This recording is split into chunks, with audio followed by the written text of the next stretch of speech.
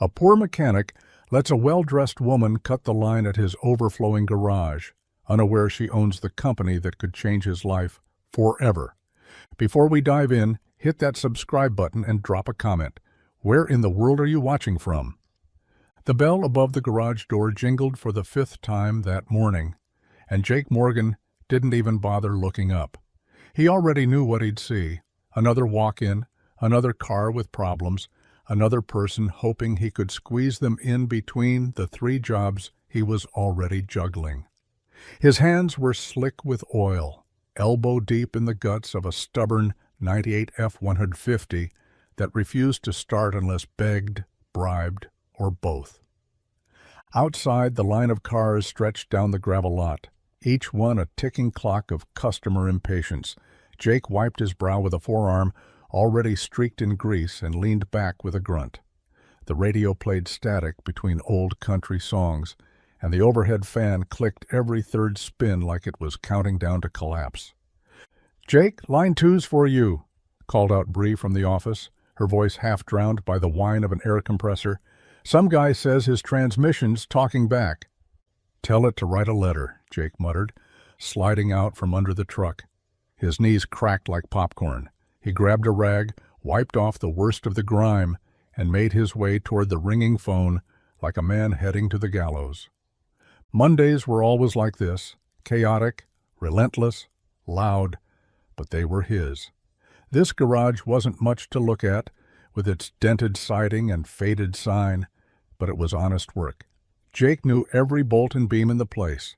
He knew which lift creaked too loud and which coffee mug didn't leak. He knew the customers by their engines and their stories. The phone didn't stop. The garage didn't pause. And neither did he. By 11, Jake had already fixed a battery cable, diagnosed a failing alternator, and turned down 2 more requests for just a quick look. There was no such thing as quick. Not here, not when you were the only mechanic people trusted within 30 miles. He stepped outside for a breath of air that didn't smell like gasoline and brake fluid, squinting up at the cloudless sky. Just another Monday. He didn't know it yet, but by tomorrow, everything about this little garage was going to change. The first thing Jake noticed was the way the car didn't sound right. Not broken, just too smooth. The engine purred instead of grumbled, the kind of low hum that came from machines worth more than the shop's monthly rent. It glided over the potholes in the gravel like they weren't even there, and pulled to a stop with the elegance of something that had no business being anywhere near Morgan's Auto. A sleek black sedan, shiny enough to reflect the faded sign above the shop, dark enough to hide its driver behind tinted windows. It didn't belong. Not in this neighborhood, not next to the rusty pickup with the busted tailgate or the minivan with the duct-taped bumper. The door opened. She stepped out like a question mark. In a place that only spoke in periods, tall, confident, red coat flowing around her like it had somewhere better to be. Her heels clicked against the cracked pavement. Her sunglasses were too big, too clean. Jake watched from the garage bay, rag in hand, heartbeat slow. "Hi," she said, glancing around like she half expected a valet. "Is this where I check in?" Jake blinked. "This isn't a dentist's office. You're already checked in." She smiled, amused instead of offended. "Fair enough." He wiped his hands a little cleaner and walked toward her, eyes flicking to the car. An Orion Vesta, if he wasn't mistaken. European, expensive, definitely not standard fare in Maple Hollow. "Having trouble?" he asked. "I don't know. It started making a noise, low and steady, like a hum, but not the good kind."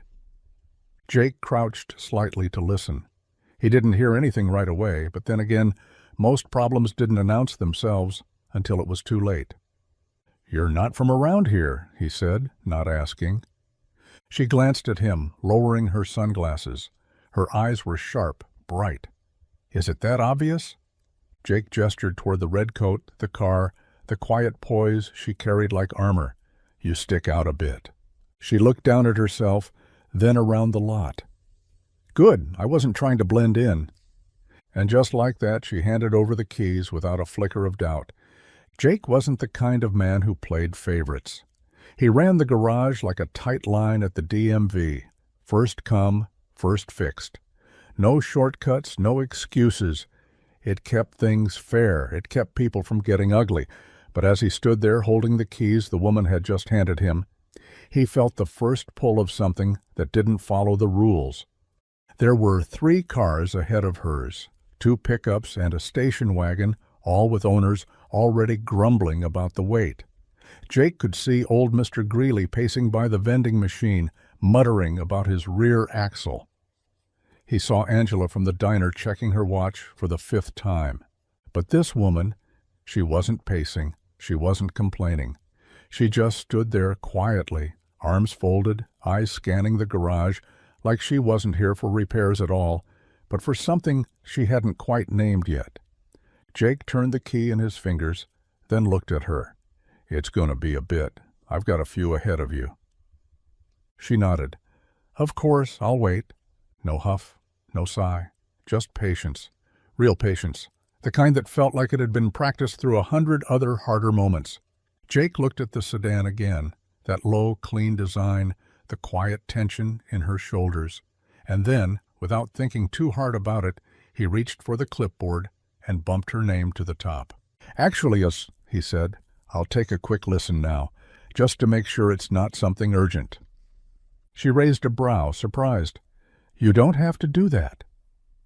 He shrugged. "Sometimes I do." In the back, someone muttered, one of the regulars. He ignored it, slid into the driver's seat of her car, and turned the key.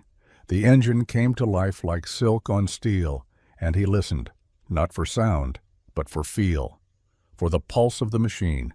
He didn't know why he bumped her up. Maybe it was the tired edge in her voice. Maybe it was how she didn't act like she was owed anything. Or maybe, just maybe, it was the way she looked at him like she saw more than just grease under his nails. It didn't take long. Just a loose heat shield rattling under the chassis. Nothing dangerous, nothing costly, but enough to make anyone unfamiliar with engine noise worry something worse was coming. Jake tightened the bolts, ran a quick systems check, and slid back out from beneath the sleek sedan in under 20 minutes. It wasn't a fix that should have earned him a second glance. He wiped his hands on his rag and stood, the gravel crunching softly under his boots. The sun had climbed higher now, warming the garage lot in patches. The woman had stayed exactly where he left her, leaning lightly against a post, arms crossed, her red coat catching the breeze like a flag from another world. "All set," Jake said, giving the fender a pat. "Nothing major, just a rattling heat shield. Should be quiet now." She pushed off the post and walked over, her heels clicking, her gaze never leaving his face. That was fast. Jake shrugged. Fast doesn't always mean good, but in this case, it does.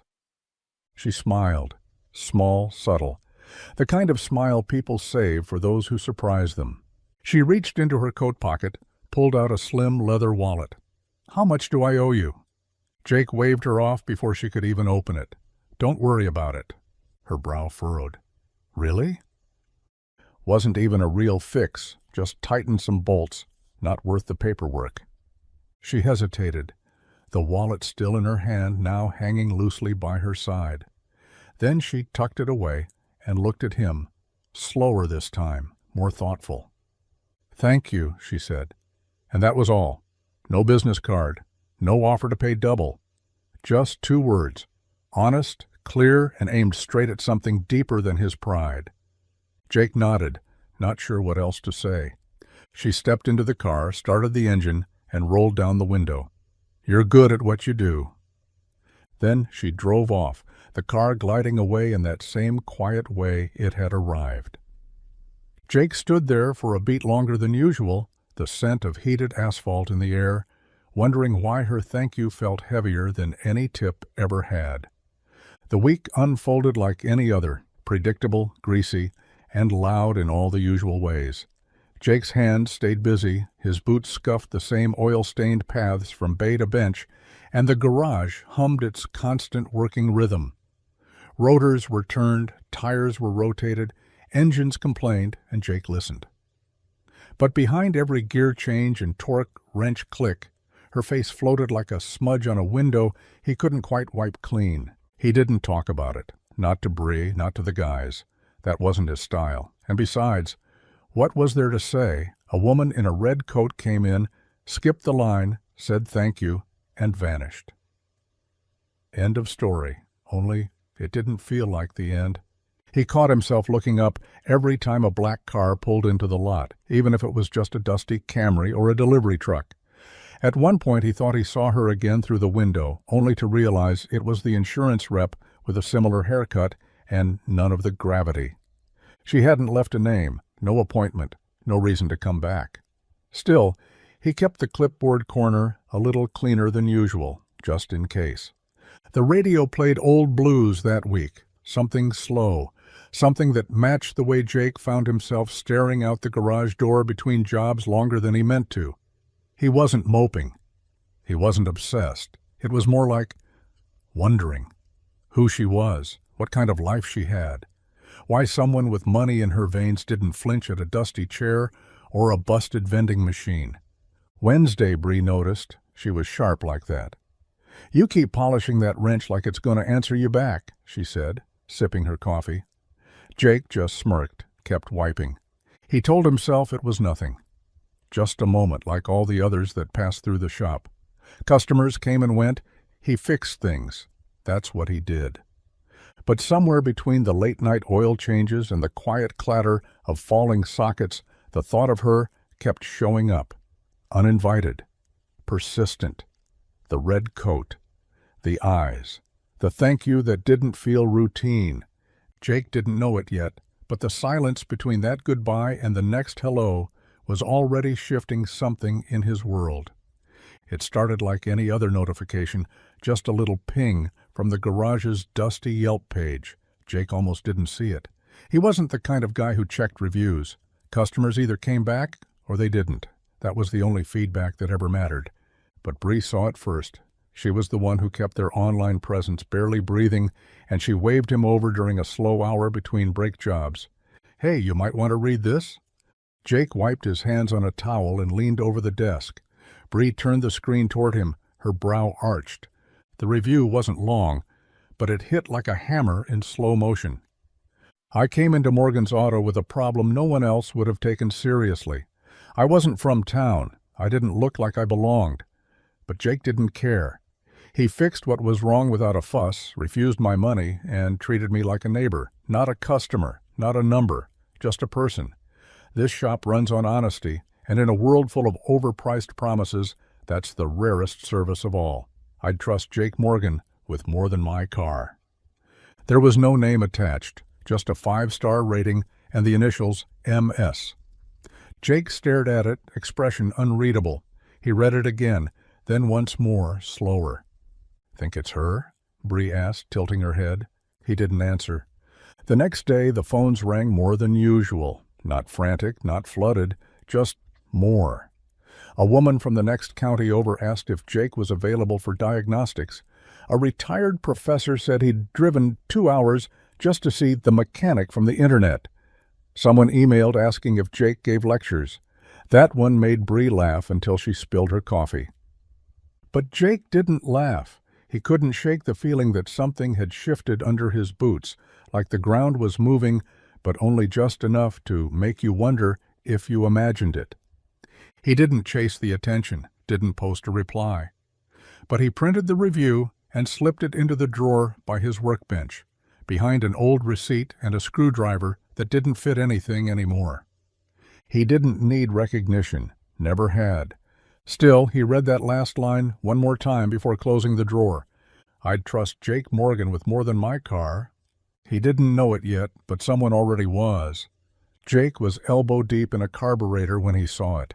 Another black sedan, but this one wasn't the same make. Sleeker, newer, different badge. He barely glanced at first. Just another customer. Probably here for a tire rotation or something they Googled wrong. But then the door opened. The red coat was gone. This time she wore jeans, a dark sweater, and her hair was pulled into a loose braid that looked too casual to be accidental. She stepped out slower than before, like she wasn't sure if she was supposed to be there. Jake stood upright, wiped his hands on the towel at his hip, and blinked into the sun. She smiled, small, almost cautious. "Still fixing things?" He smirked. "Only the stuff that doesn't fix itself." She approached, looking around the garage like she was trying to see if anything had changed. It hadn't. Same cracked concrete, same creaky ceiling fan, same faded coffee stain on the front desk. "I was in the area," she said. "Thought I'd stop by." Jake raised a brow. "You drive a $100,000 car to check on a $30 repair?" Her eyes sparked, but she didn't flinch. "Maybe I just wanted to see if you'd remember me." He tilted his head. "Hard to forget the only customer who thanked me like it mattered." That made her pause. For a moment something passed between them, some quiet recognition that neither of them quite knew what to do with. She glanced at her car. "Truth is, I do have a question." Jake folded his arms. "Let's hear it." If someone had a chance to help a place like this, to make it better without changing what made it good, would that be interfering? He studied her. "That depends on whether it's about the place or the person." She didn't answer right away, just nodded, slowly. "That's fair." Then she looked around again, at the cars, the clutter, the quiet order in the chaos. "I'll be back," she said, walking to her car. "You just got here," Jake called after her. She smiled over her shoulder. "Yeah, but I think we're just getting started." And with that she drove off again, different car, same storm in her eyes. The second time she came, it wasn't her car that needed attention, it was her. No problem to fix, no rattle to chase, just her walking in mid-afternoon with 2 coffees in hand and a question in her eyes Jake couldn't quite read. "Thought you might like a break," she said, holding out a cup like it was a peace offering. Jake hesitated only a second before taking it. "You always bring coffee when you're not in trouble?" She grinned. "Only for mechanics who fix things without charging." They ended up in the break room, if you could call it that. It was more of a broom closet with a dented table, a microwave from the early 2000s, and a fridge that buzzed louder than it cooled. Still, it was quiet, and it was theirs for the moment. She sat across from him, hands wrapped around her cup. Jake leaned back, boots crossed at the ankle, arms resting easy, but his mind was ticking faster than usual. "So," he said, "what brings a mystery woman with 2 luxury cars and no last name back to my humble little shop?" She sipped her coffee. "Maybe I like the way you see people." Jake raised a brow. "That supposed to be a compliment or a warning?" "Both," she said, laughing softly. Then quieter. "Most people only look at what's obvious. You didn't." The conversation drifted after that, not rushed, not rehearsed. They talked about carburetors and combustion engines, about how cars used to be simpler, how people were too. She mentioned growing up around machines. Her grandfather had been a mechanic, though she'd never learned to fix anything herself. Jake told her about his first car, a rusted-out Nova he rebuilt at 17 with nothing but time and borrowed tools. She listened like every detail mattered. Somewhere between talk of gear ratios and stubborn bolts things shifted. She asked about the town, about why he never left. Jake shrugged. "Roots are heavy. Sometimes that's a good thing." She nodded slowly, eyes distant. "And sometimes they're chains." He still didn't know her last name, but he knew the look on her face, like she was searching for something honest, something real, and maybe, just maybe, she thought she'd found a piece of it here. It was Thursday morning when the man in the suit walked in, sharp navy blazer, polished shoes that had never touched gravel, and a phone in one hand like it was a permanent part of him. He didn't belong, and everyone in the shop knew it. The regulars went quiet. Bree looked up from the front desk with a polite but suspicious smile. Jake, under the hood of a Civic, kept working, but angled his ear toward the conversation. The man didn't ask for a quote, didn't say anything about a car. He adjusted his cufflinks and leaned slightly over the counter, calm but deliberate. "I'm looking for Jake Morgan," he said. Bree's fingers hovered over the keyboard. May I ask what this is about? The man smiled in the way people do when they think charm is currency. Just a few questions. I represent a group that's exploring local opportunities. This shop came recommended. Jake straightened up slowly, wiped his hands on a rag, and stepped into the office before Bree could answer. "You found him," he said. The man turned. His eyes flicked down to Jake's grease-stained shirt, then back up to his face. "Ah, Mr. Morgan, a pleasure." Jake didn't offer his hand. "Depends on the questions." The man chuckled. "Fair enough. I'll be brief." He reached into his inner jacket pocket and pulled out a sleek card. Just a name, a company logo, and a number. Jake didn't recognize the brand, but something about it felt expensive. "We've been surveying a few businesses in the area, looking into future investments, potential acquisitions. Your shop caught some interest." Jake blinked. "Why, it's a garage, not a gold mine." "Your reputation," the man said smoothly. "Integrity, local trust. And recently you've been getting attention." Jake's jaw tightened. "I run this place. It's not for sale." The man raised a hand. "Of course, this is purely exploratory, just gathering information. Ownership, partnerships, management structure, the usual." Jake stared at him. "Who sent you?" The man smiled again. "Let's just say someone with an interest in this town and in you." Then, as quickly as he arrived, he tucked his card away and left. No answers, just a trail of questions and polished footprints on the workshop floor. Jake watched him go, that tight knot in his gut twisting just a little harder. Something was coming. He could feel it in his bones. By Monday, something felt wrong. Not loud wrong, not obvious wrong, but off in the way old engines hum just slightly, out of tune before they break. The guys at the shop noticed it first. Dennis, who'd been with Jake since the days of cash-only repairs and handwritten receipts, kept shooting glances at the front office. Bree was quieter than usual, typing longer emails and ending more phone calls with, "Yes, I'll tell him." The usual rhythm was missing. Jake could feel it in the silence between impact wrench bursts and the way no one turned the radio on. It didn't take long for the whispers to start. "Did you hear the owner might be selling?" "Why now? We've been barely breaking even for years." "I heard someone came in asking about Jake." Jake tried to ignore it. Tried to focus on the Dodge in Bay 2 with a faulty starter, on the service orders stacking up like always, but the truth kept bleeding in through the cracks. By noon, he'd had enough. He found Bree in the office, her coffee untouched, her eyes darting from screen to screen. "Is there something I should know?" he asked, leaning against the doorframe. She hesitated, just long enough for him to know the answer. "Jake," she began, voice low, "Mr. Halverson's been getting calls, serious ones, about buying the shop." Jake frowned. "Halverson hasn't set foot in this garage in 2 years. Why the sudden interest in selling?" Bree lowered her voice. "I don't think it's about the garage, Jake. I think it's about you." The words hit harder than he expected.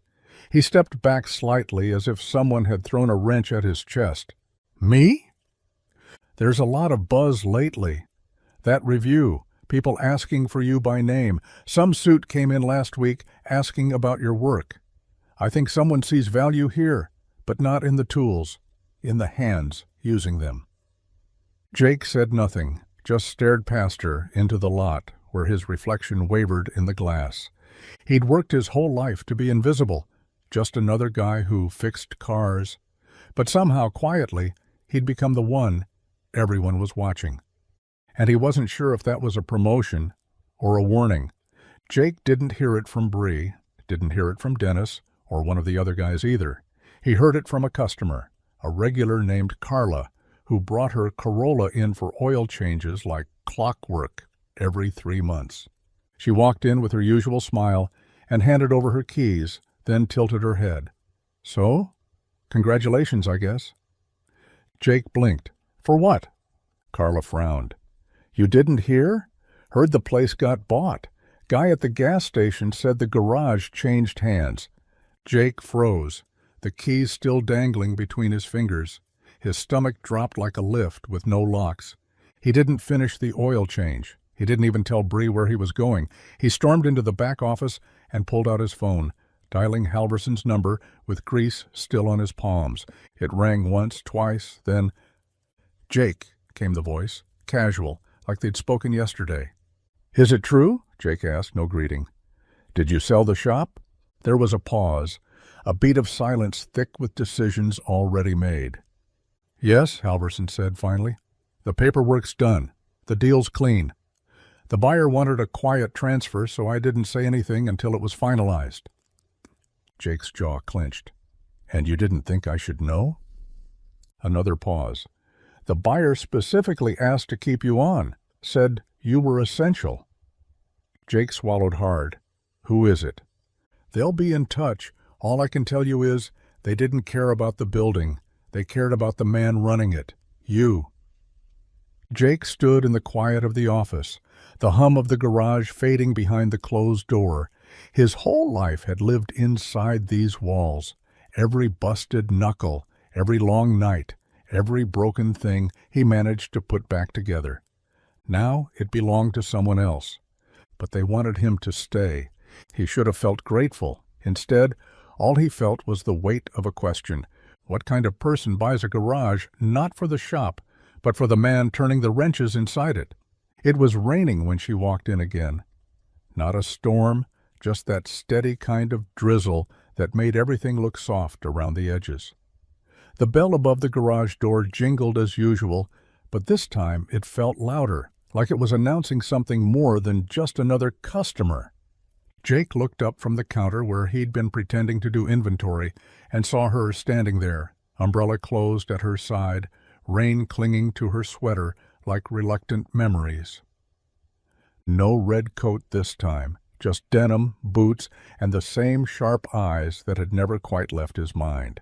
He straightened. "Here for coffee or another repair?" Her smile was quiet, measured. "Neither." She stepped forward, water pooling beneath her boots, and reached into her bag. What she pulled out wasn't keys. It was a folder, thick, crisp. "I believe you've been wondering who bought this place." Jake stared at it. Then at her. "You?" She nodded. "Me." He didn't speak for a moment, didn't move.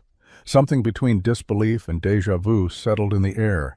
"I had a feeling you might come back," he muttered, leaning against the desk like it was the only thing keeping him upright. She placed the folder gently on the counter. When someone shows you what real character looks like, you pay attention, and when you find something rare, you don't let it go. Jake opened the folder slowly.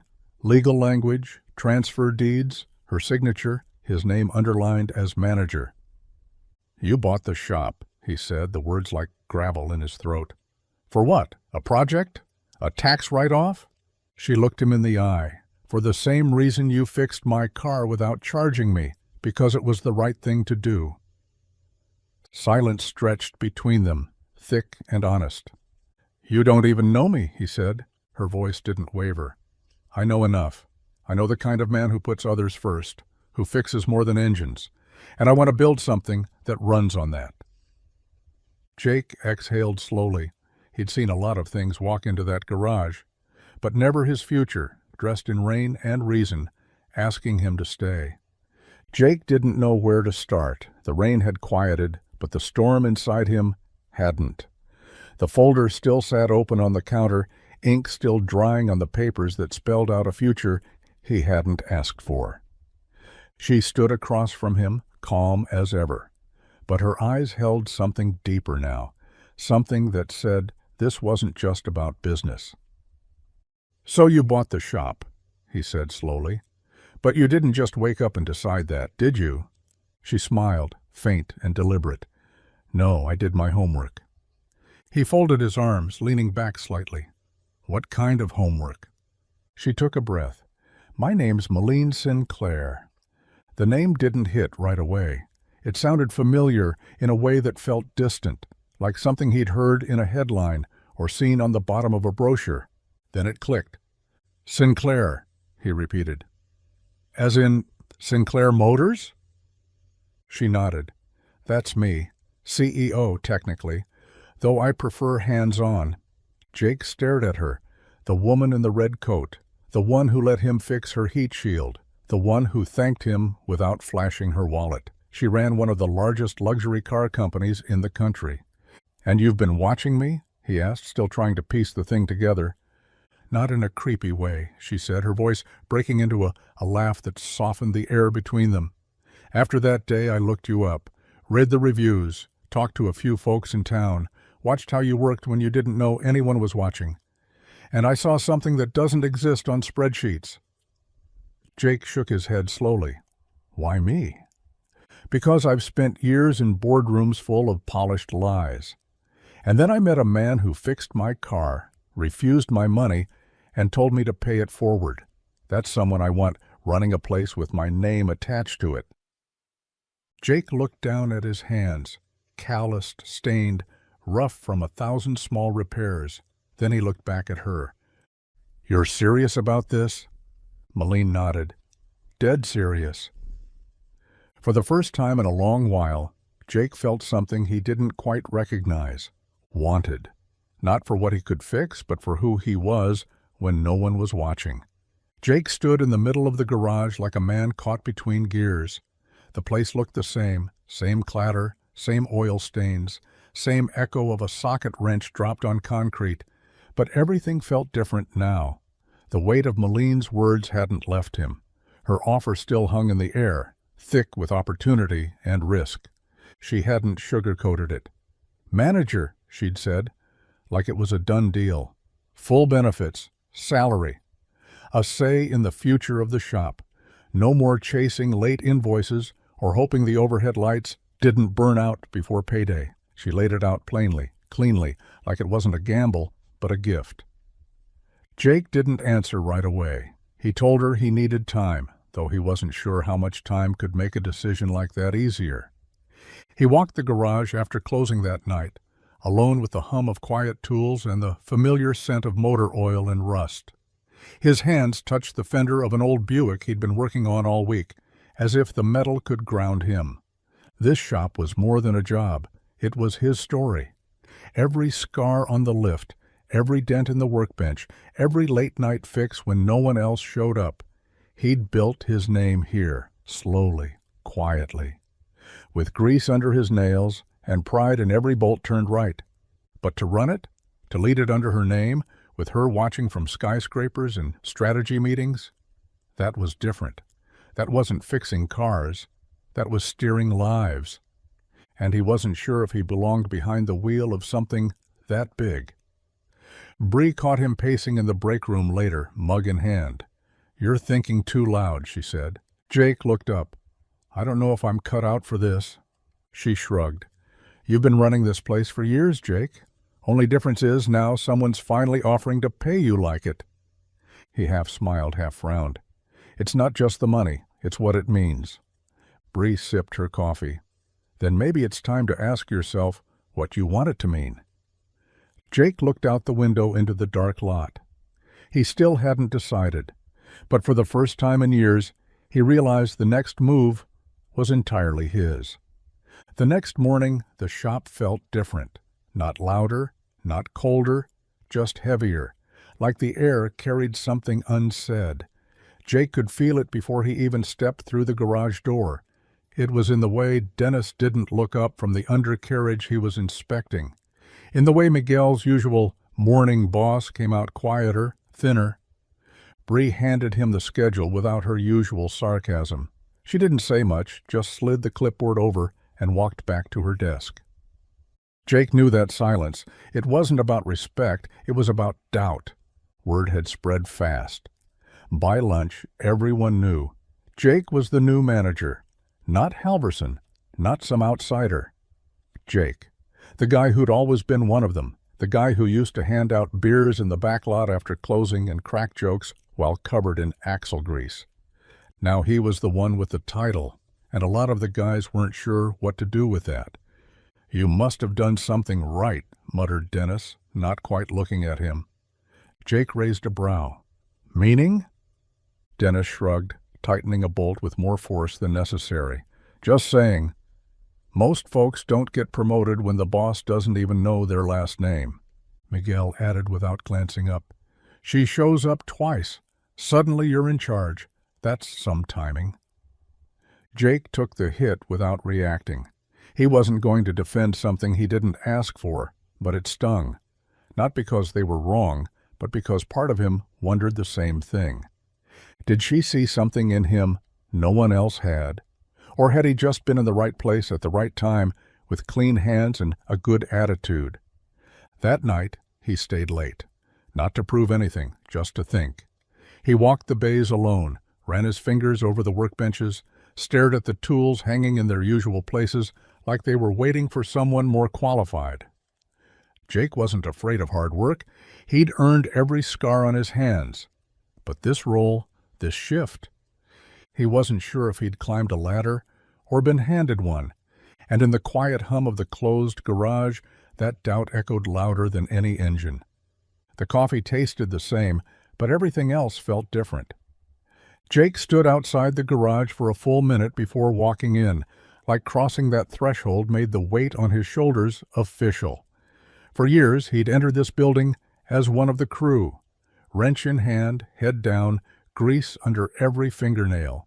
But today, there was no toolbox at his side, no service order in his hand, just a clipboard and a title that didn't feel like his yet. Inside, the hum of the shop was already underway. Bree was on the phone, rattling off parts like a second language. Dennis had his head buried in a Honda.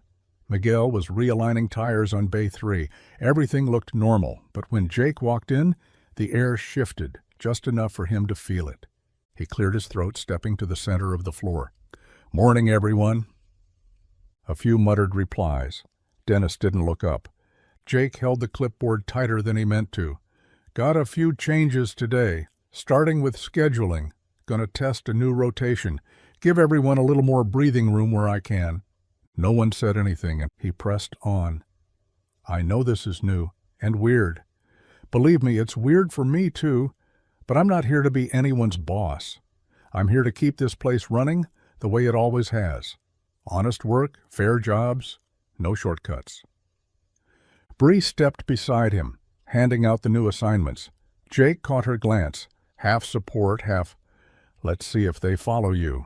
By noon, the rhythm had found its footing, sort of. Jake jumped in on a diagnostic when Miguel got backed up, offered to run for parts when the delivery was late. He didn't hide in the office. He didn't bark orders. He worked, like always. But even then, the looks didn't stop. Not angry, just cautious, measured. Like they were waiting to see if this version of Jake, the one in charge, was still the man they'd trusted before. By closing time, the garage was quiet again. Tools cleaned, bays swept. Jake stood alone in the break room, staring at his name on the new office door. He wasn't just another set of hands anymore. He was the one they'd follow, or the one they'd leave behind. Jake had always known machines better than people. Engines made sense. They rattled when something was wrong, leaked when they were hurt, refused to start when mistreated. People? They smiled when they were angry, nodded when they didn't agree, said, "It's fine," when it wasn't. And now somehow it was his job to lead them. The first week as manager hit harder than a seized piston.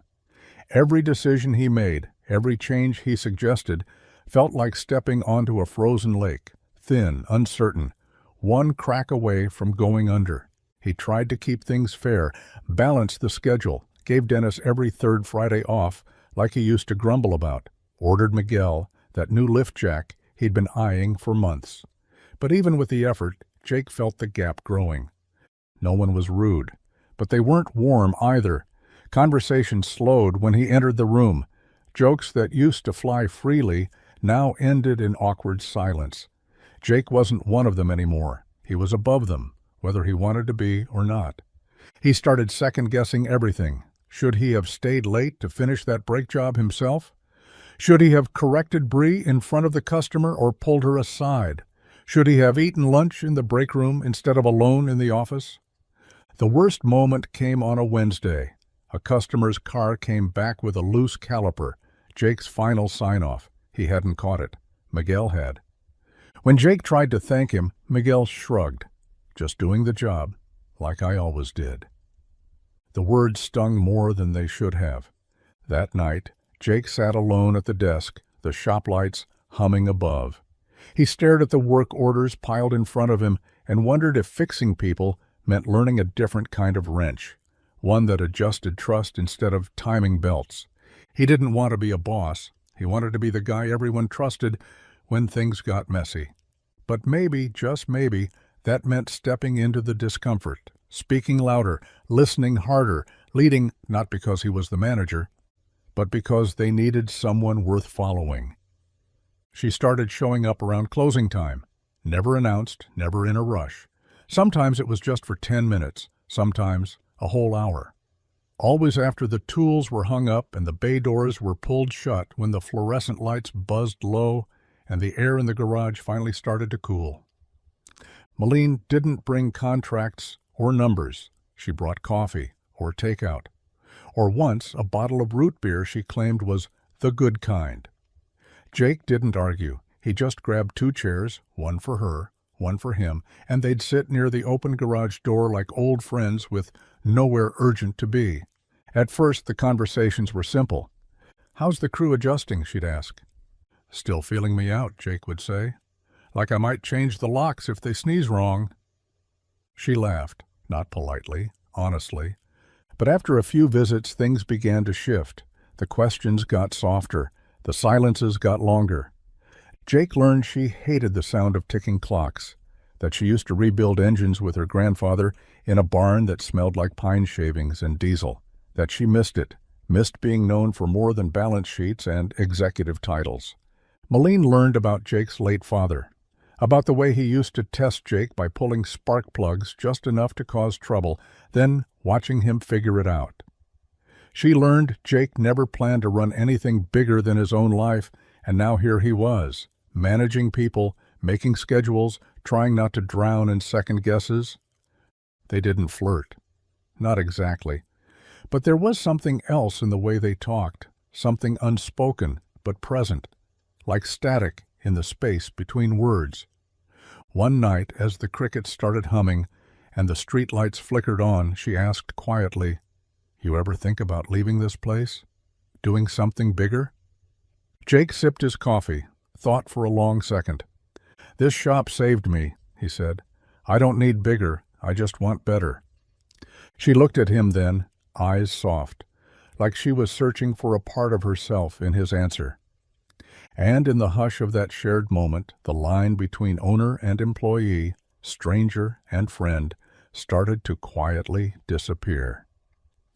It started as a passing thought, something Jake muttered to himself while replacing a filter on a beat-up minivan that had seen better decades. The mom who owned it had been wrangling 2 toddlers in mismatched boots, one of them crying over a lost toy, the other trying to feed a gummy bear to the shop cat. She'd apologized 3 times for not being able to afford a full inspection, said she'd just get by till next paycheck. Jake had nodded, but it stuck with him. That night, with the shop lights dim and a cold soda sweating in his hand, he said it out loud. "You ever think about just giving something away?" Malene looked up from the chair across from him, eyebrow raised. "Like what?" "Oil changes," Jake said. "For single parents, just 1 Saturday a month. No strings, no forms, just show up and we take care of it." She blinked. "Free?" He nodded. "Yeah, I mean, we toss away more unused filters in a month than we like to admit, and half the guys here would stay late if I asked. I know we're not a charity, but feels like we could be something better than just a business." Malene leaned back in her chair, watching him for a long moment. Then quietly she said, "Let's do it." Jake looked at her. "Seriously?" She smiled. "You're the kind of mechanic I wish every city had. If you believe this town needs it, I'll back it." By the end of the week, Bree had made flyers. Miguel volunteered to bring donuts, and Dennis, grumpy old Dennis, agreed to handle intake as long as there's decent coffee. They called it Second Saturday. The first morning, 10 cars showed up, moms in hoodies, dads who looked like they hadn't had a break in weeks. Jake shook hands, changed oil, answered questions no one else had time for. And Malene? She wore a faded t-shirt, poured coffee, and held a baby so a woman could sit for 5 minutes without a crying child on her hip. By noon, the bays were quiet again, but something had shifted. The town noticed. Jake noticed. And when he looked over at Malene, laughing with a toddler who'd smeared grease on her sleeve, he realized something else. This wasn't just her garage now. It was becoming their gift. The trouble didn't come loud. It came quiet, just a few missing tools at first. A socket wrench out of place, a torque gauge left half-calibrated. Jake chalked it up to forgetfulness. It happened in busy shops. People rushed. Things got shuffled. But then a service order disappeared. A customer called, angry their car hadn't been touched. Jake checked the log. Someone had marked it complete. Someone who never touched the vehicle.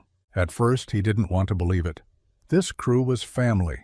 He'd bled beside these guys, laughed with them, stayed late on Christmas Eve to make sure Angela's minivan could get her to her mom's.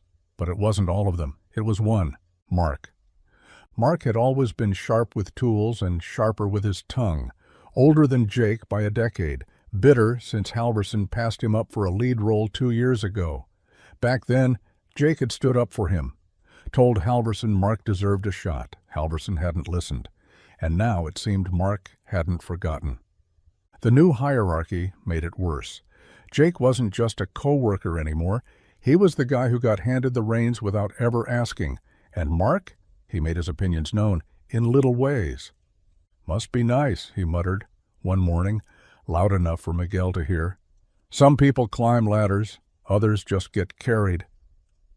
Jake let it slide, once, twice. But when a customer came back with a stripped oil pan Jake hadn't touched, and the logs accidentally had Jake's initials, he couldn't ignore it anymore. He pulled Mark aside, just the two of them, quiet, no audience. "You got a problem with me?" Jake asked, voice low but steady. Mark crossed his arms. "I got a problem with people who pretend they earned something just because they were standing in the right place." Jake nodded. "Then say it, to my face. Don't sabotage the work. That hurts the people we serve, not just me." Mark didn't answer, just walked out of the office, wrench still in hand. Jake stood there for a long while. This was the part of leadership no one warned you about. You don't just fix engines, you fix trust. And some people don't want to be fixed. It was a Tuesday when it happened, the kind of day that felt normal right up until everything cracked. The car was a sleek, custom-built Electra XR, the kind of machine you didn't usually see outside city limits. The customer, Vincent Calloway, was all silk and sunglasses, the type who didn't shake hands but expected respect the moment he stepped out of his car. He didn't want small talk. He wanted results. The engine had a sputter under acceleration, and he was convinced it was the timing belt. Jake disagreed, thought it was an airflow issue, maybe a misfire. He listened, ran diagnostics, and went with his gut. They replaced the sensors, calibrated the system. Jake signed off on the job himself, double-checked every line. But when Calloway came back 2 days later, red-faced and roaring about a blown-head gasket and unauthorized tampering, the front office froze. He didn't yell, he threatened. "I've already called my attorney. I'll ruin this place if I have to." Jake took the heat. He didn't push it on Miguel, who helped with the install. Didn't mention Mark, who'd double-checked the specs. He stood at the front counter and absorbed every word, even when the man slammed his hand on the desk and demanded full reimbursement plus damages. Bree tried to de-escalate, offered coffee, a seat, anything. Nothing helped. After Calloway stormed out, Jake disappeared into the back office. He sat at the desk, hands gripping the edge so tight his knuckles went white. It wasn't just about the repair. It was what it represented. His name was on that sign now, his title on the books, and if one mistake, one judgment call, brought the whole thing down, then maybe he wasn't built for this after all. He didn't say anything to the crew, just sat in silence long after the garage lights dimmed and the rest of the crew had gone home. Malene showed up just before closing, wordless at first. She sat across from him, watching the silence swallow him. He finally spoke. "I made the wrong call." She nodded. "Then we make it right." Jake looked at her. "Even if it costs the shop?" She didn't blink. "A shop can be rebuilt, trust can't. That's why I chose you." And just like that, the meltdown wasn't just about the mistake. It became a measure of who he'd be when things broke down, because anyone can lead when the road's smooth. It's who you are when it all falls apart that writes the real story. The article hit the local news before noon, a headline crafted for clicks, not truth. High-end client claims local garage ruined rare vehicle. Underneath, a grainy photo of the shop's sign, Jake's name in the second paragraph, and enough vague outrage to stir up comment section pitchforks. The phones rang more than usual, not with appointments, just curious voices asking if that was the place, or if the mechanic really messed up a six-figure car. Jake barely made it through 2 repairs before his hands started shaking. The worst part wasn't the story, it was the silence from his crew. Not anger, not support, just caution. Everyone waiting to see what Malene would do. By late afternoon, she walked in with purpose. No red coat, no boardroom air, just jeans, boots, and a jaw set like concrete. She went straight to Bree. "Call the Gazette," she said calmly. "We're issuing a statement." Jake stood nearby, watching. "You don't have to." She turned to him. "Yes, I do." 2 hours later, the local paper posted an update online. A quote at the top, bold and clear. "I trust Jake Morgan. I trust his integrity, his judgment, and his years of service to this town. Morgan's Auto is built on more than tools and lifts. It's built on people who show up when it's hard. That's why I invested in it. That's why I stand by him." Malene Sinclair, the CEO, Sinclair Motors. The phones kept ringing, but the tone shifted. "Tell Jake we've got his back. Place fixed my truck last year, flawless. I don't care what the papers say, he's the only one who touches my car." The next day, Jake found her in the break room with 2 coffees and a smirk. "I didn't do it to save your job," she said. "I did it because leadership doesn't mean silence." Jake took the coffee, the warmth soaking into fingers that had been clenched for 2 days straight. "You put your name on me," he said, voice low. She met his eyes. "Only because you've already built something worth standing behind." And just like that, the weight on his shoulders didn't feel so heavy, because now it wasn't his to carry alone. The sky hung low and heavy that night, stars tucked behind clouds like secrets not ready to be told. The garage was closed, the lights dimmed to a soft amber glow from the break room window. Jake sat on the back steps, boots planted on cracked concrete, a bottle of something cold in one hand and silence in the other. Malene joined him without a word. She handed him another drink, something local, something strong, and settled beside him. No red coat, no title, just her. Knees pulled in slightly, hair loose from the long day. They sat for a while, saying nothing, just the quiet clink of bottles and the distant hum of night traffic. "You ever think about what this place is worth?" she asked softly, not looking at him. Jake chuckled. "As in market value?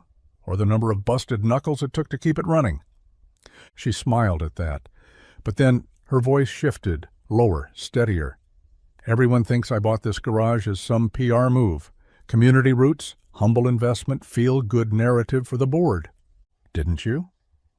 She took a long sip before answering. "I bought it because it reminded me of something I forgot I loved. My grandfather had a shop just like this one. Wood panel walls, metal bins full of washers, no one ever organized. He smelled like grease and coffee, fixed more hearts than he did engines, I think." Jake glanced over at her, eyes narrowing with something softer than curiosity. "After he died," she continued, "I buried myself in numbers and glass towers. I forgot what honest work looked like. Then I broke down outside a town no one writes about. And a man with calloused hands and quiet eyes told me to pay it forward, like it was just something people did. Jake didn't speak. He couldn't. Malene turned to him. That's why I bought it. Not for the garage, for the man who runs it, for the kind of decency that doesn't market well, but holds everything together. He looked down at the bottle, then at her. I'm not a symbol, Malene. I'm just trying to keep things from falling apart. She leaned closer, her voice nearly a whisper. And that's exactly why you matter. And for the first time, sitting under a clouded sky with nothing to prove, Jake let that truth settle somewhere deep in his chest, where doubt had lived too long. Jake hadn't looked in the old lockbox in years. It lived on the top shelf of a cabinet in the corner of his office, half buried under repair manuals and receipts so faded they might as well have been blank. But something about that night with Malene, something in the way she saw through the dust and bolts and into the parts of him he'd long stopped claiming, made him reach for it. The lock clicked open, like it was surprised to still be useful. Inside were odds and ends, an old wrench from his first job, a faded photo of his dad leaning against a rusted-out Mustang, and beneath it all, folded 4 times, was the sketch. Just a few lines on yellowing paper, the pencil stroke smudged from age. But it was still clear, the outline of a small building, half classroom, half garage. Above the door, scrawled in messy block letters, were the words Morgan School of Automotive Arts, a school for kids like he'd once been, hands too restless for a desk, hearts too quiet for a lecture hall, a place to learn more than engines. A place to be seen.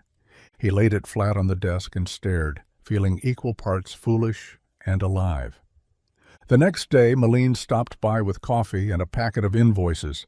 Just another check-in, just another afternoon, until she saw the paper. What's that? She asked, setting the coffee down and leaning closer. Jake hesitated. Old dream, buried dream. She traced the edge of the sketch with one finger. You drew this? Yeah, years ago. Figured if I ever made it out of the red, I'd build something that lasted. Something for the kids in town who aren't going to make it to college but know how to turn a wrench. Malene looked up at him, eyes steady. Why didn't you? Jake shrugged. Life, money, fear. Take your pick. She was quiet for a beat, then said it like it was the most obvious thing in the world. Let's do it. He blinked. You serious? I'll fund it. Full startup. You design it. Build the team. Make it yours. He stared at her, stunned. Why? Malene smiled. Because this is bigger than a garage, and because the world needs more people who fix things the right way, starting with each other. And just like that, an old dream didn't feel foolish anymore. It felt possible. The shop smelled like brake fluid and tension. It was a Thursday just after lunch, when Malene called everyone into the main bay. The lifts were quiet. The tools were down. Jake stood off to the side, arms crossed, trying to keep his face unreadable. He didn't know what she was up to. All she'd said that morning was, "Trust me." Now, with the crew circled in a loose half-moon around her, she stepped forward like a teacher about to break a rule. "I'm not big on titles," she began, voice steady, "but I am big on trust, and I believe Jake Morgan has earned mine. But I know change is hard. I know some of you have doubts, so today we're doing something simple."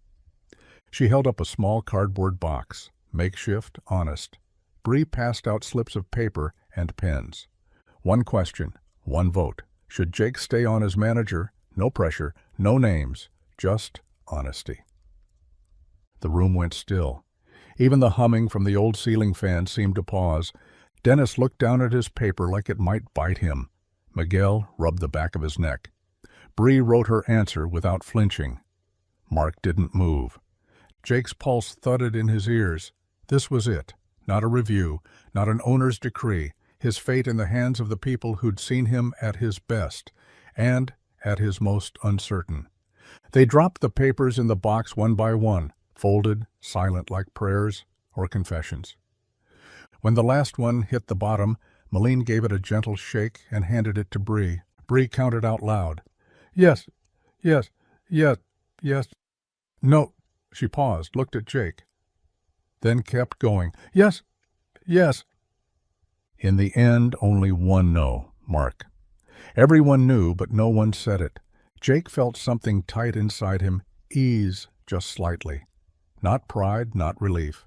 Something quieter, like permission. Malene closed the box, gave him a small nod, and said to the room, "Then it's settled." Jake didn't speak, just looked around at the faces he knew, the ones who had watched him fail, stumble, grow. They had chosen, not out of obligation, but out of belief. And for the first time since taking the title, he believed in himself too. It went up on a crisp morning, just as the sun broke through the haze that hung low over Maple Hollow. A ladder leaned against the building, the old sign, a weathered relic that read, "Halverson's Repair," already taken down and laid gently in the back of the lot, like an aging veteran, retired with respect. Jake stood below, arms folded, coffee cooling in his hand. Bree was beside him, grinning more than she usually allowed herself to. Dennis leaned on a tire stack, pretending not to care, but watching every inch. Even Miguel had shown up early, phone out, snapping photos like it was the 4th of July. The cover tarp came off slow, deliberate, like a curtain rising on something that mattered. Morgan's Auto, clean white lettering on brushed steel. Underneath, in smaller script that looked like it belonged there all along, "Driven by Trust." No tagline, no flashy logo, and nowhere, not on the front, not on the corner, not in the footnotes, was Malene's name. Jake swallowed hard. He hadn't asked for it. Malene hadn't asked his permission either, but somehow she knew exactly what it needed to say. After it was unveiled, she appeared from around the corner, holding 2 cups of coffee, one for her, one for him. "You like it?" she asked, handing it over. Jake stared at the sign, then at her. "You left your name off." She shrugged. "Because this isn't about me." "But it was your money." She sipped her coffee. "Sure, but you're the reason people walk in. You're the reason they come back. This place reflects the hands that built it, not the wallet that funded it." Jake nodded slowly, emotion thick in his throat. He didn't know how to say thank you, not in a way that would do it justice. So he just said, "I'll take care of it." Malene smiled. "I know." That afternoon, cars came in as usual. The crew moved in rhythm. The tools sang their usual song. But above the door, in the quiet between customers, a new truth stood tall. This was no longer a shop living in someone else's shadow. This was Jake's now, and everyone in town would know exactly what it stood for. The envelope was thick, official, with the county seal stamped in gold on the front and Jake's name written in bold, block letters. It showed up on a Monday, tucked neatly into the shop's mailbox between a parts catalog and an overdue invoice. Bree handed it to him while chewing on a pen cap, her eyebrows already raised in curiosity. Jake opened it absent-mindedly, still thinking about the transmission he needed to rebuild by noon. But the moment he unfolded the letter, the world around him narrowed. The words stared back at him like a secret finally ready to speak. "Congratulations. You've been selected as the recipient of the 2024 Community Enrichment Grant in the amount of $100,000 for your proposed project, Morgan School of Automotive Arts." He blinked, then blinked again. Bree?" he muttered, eyes still on the page. "What?" she said, then caught the look on his face. "You okay?" He handed her the letter without a word. She read it, jaw slowly dropping. "You applied for this?" she asked. Jake shook his head. "No, I didn't even know it existed." That night, he confronted Malene, not with anger, just a dazed kind of awe. "You applied in my name?" he asked, holding up the letter, like it was both proof and mystery. Malene didn't pretend to be surprised. She just smiled. "You told me about the school, about the kids you wanted to teach, the way you wanted to give back. You had the vision, Jake. I just filled out a few forms." $100,000 isn't a few forms, he said. No, she agreed. But it's the least the county could do for someone building something real. He stared at her, heart thudding in a way that had nothing to do with shock anymore. "You did this behind my back." She shrugged. "Sometimes people need someone to believe in them before they believe in themselves." Jake looked down at the grant again, fingers curling gently around the paper. This wasn't just funding. This was the door he'd forgotten how to knock on, now open, wide and waiting. And she'd been holding the key the whole time. The fare arrived like it always did, without warning, without fuss. Just one morning, posters showed up on telephone poles, and the smell of funnel cakes drifted in on the breeze. By sundown, Maple Hollow's field was alive with string lights, music, and the hum of old carnival rides trying to outlast their years. Jake hadn't planned to go. He told himself he was too tired, too busy, too something. But when Malene showed up outside the garage, holding 2 tickets, and wearing a flannel shirt that made her look more like a local than a CEO, he didn't stand a chance. They walked through rows of booths, laughing at the games rigged beyond hope. Jake lost $3 trying to win her a stuffed bear. She beat him at ring toss, then gave the prize to a toddler with chocolate on his face. They didn't talk about the shop, didn't talk about the school or grants or what came next. Just music, the way the air smelled like buttered popcorn and dirt, and how her laugh sounded more like a memory than a sound. As the sun dipped low and the lights took over the sky, they found themselves standing in front of the Ferris wheel. Malene raised an eyebrow. "You scared of heights?" she asked. Jake smirked. "Only when I'm falling." The ride creaked and groaned as they climbed into the cart, and when it jerked upward, Jake instinctively reached for the bar. Malene noticed, said nothing, just leaned back and looked at the stars blooming above them. At the top, the wheel paused, just for a moment, just long enough for the world below to fade into soft, quiet hush. She turned to him. "I'm not very good at slowing down." Jake nodded. "Me neither." Then, after a breath, "But I think I could be with the right person." He looked at her. Her eyes reflected the sky, but her gaze was steady, grounded. "Are you saying that to charm me?" she asked, smiling. "No," Jake said. "I'm saying it because for the first time in a long time, I want something that isn't just mine. I want something shared, real."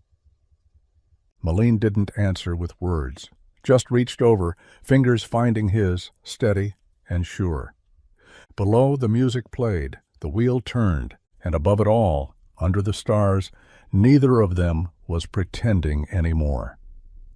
He showed up in a car that didn't belong in Maple Hollow. Black, silent, and so polished it made the dusty lot outside Morgan's Auto look like a film set for a different kind of story. The man who stepped out was tall, smooth-jawed, and dressed in a suit that screamed money in the quietest possible way. Jake was under the hood of a Chevy when the door opened. "Excuse me," the man said, voice clipped like a tailored edge. "I'm looking for Malene Sinclair." Jake straightened, wiping his hands on a rag. "She's not here right now. Can I help you?" The man tilted his head, scanned Jake from boots to collar. "No, I don't think you can." The tension in the air shifted, sharp, clean, measured. He didn't introduce himself, but he didn't have to. Malene walked in 5 minutes later, saw the car, then him, and froze, just for a breath. But Jake saw it. "Logan," she said, her voice flat, polished, the kind she used with people she didn't trust. "Malene," he replied, stepping closer. "I thought it was time we talked. In person." Jake stood back, but not far. She didn't look at him, not yet. Logan gestured toward the shop with a smirk. "This is where you've been hiding? Playing mechanic's assistant?" "I'm not hiding," she said, "and I'm not playing anything." "I miss you," Logan said simply, like they were in a boardroom, like they were negotiating a merger instead of a memory. "Come back. This, whatever this is, doesn't have to be your story." Her eyes flicked to Jake then, just briefly. Logan followed her gaze. Ah, so that's what this is. Jake didn't flinch, but he felt the hit, like a wrench thrown in slow motion. You're better than this, Logan continued, and we both know you don't belong in a town like this. Not really. Maline's jaw tightened. I belong where I choose to be.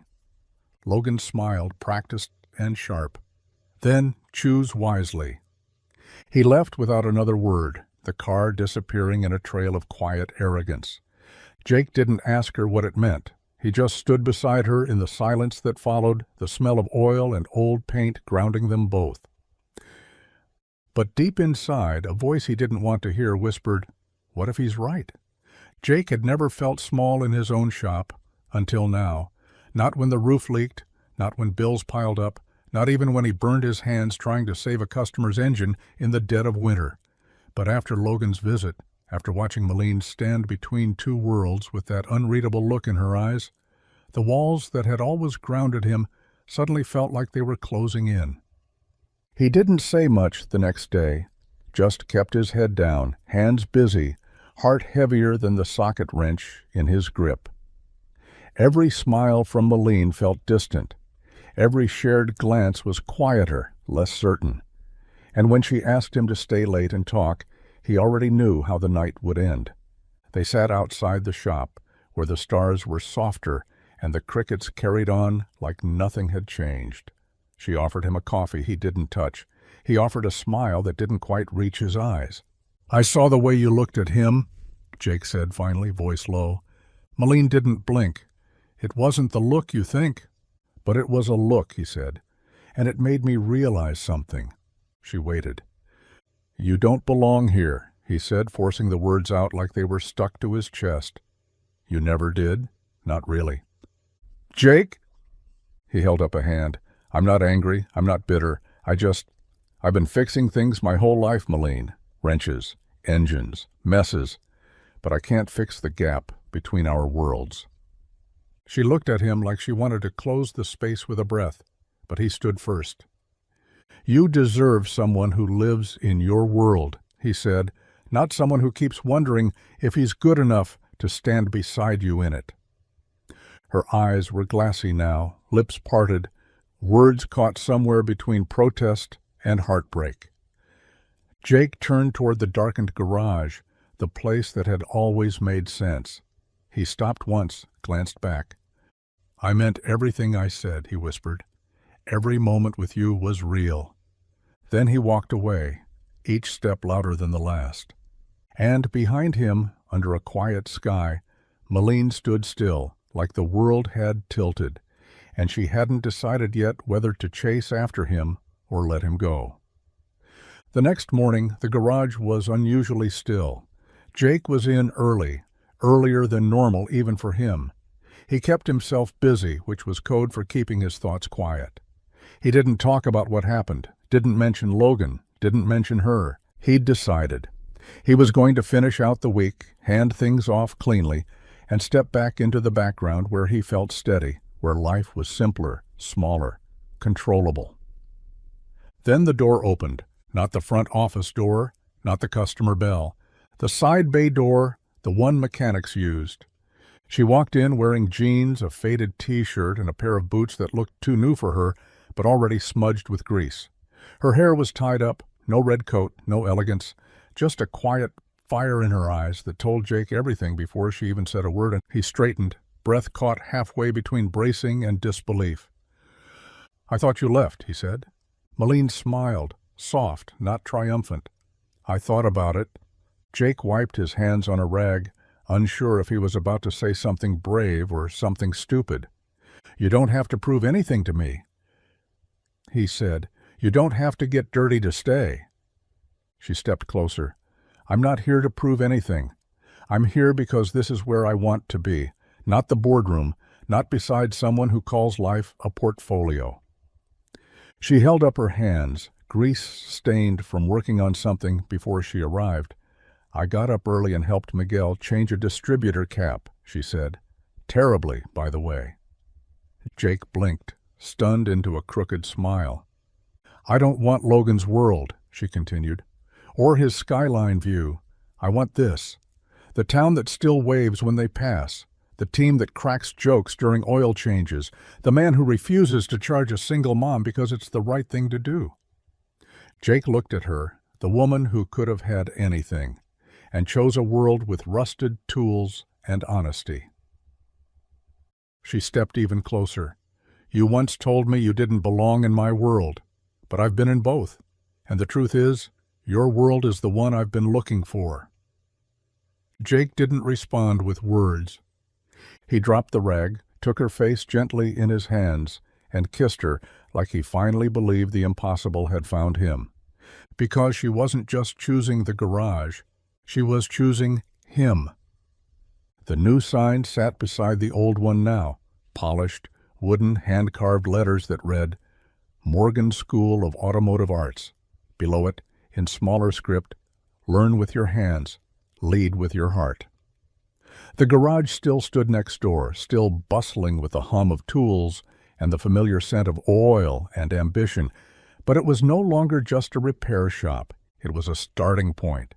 Every fall, a new group of students rolled in, kids who didn't quite fit into textbooks, who talked more with their hands than their mouths, who felt more at home under a hood than behind a desk. Jake remembered that feeling. It's why he built the place. Malene sat in the front row during orientation every year. No clipboard, no title, just the same steady presence she'd brought into his life, like a storm that chose to stay. She taught one class a week, business ethics in the real world, and the students listened because she never pretended.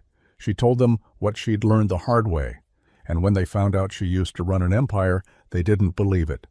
Because she wore jeans now and laughed louder. Jake still worked the garage 3 days a week, still got grease on his collar and under his nails. But now he had help. Miguel ran diagnostics. Bree handled admin like a general with a calendar.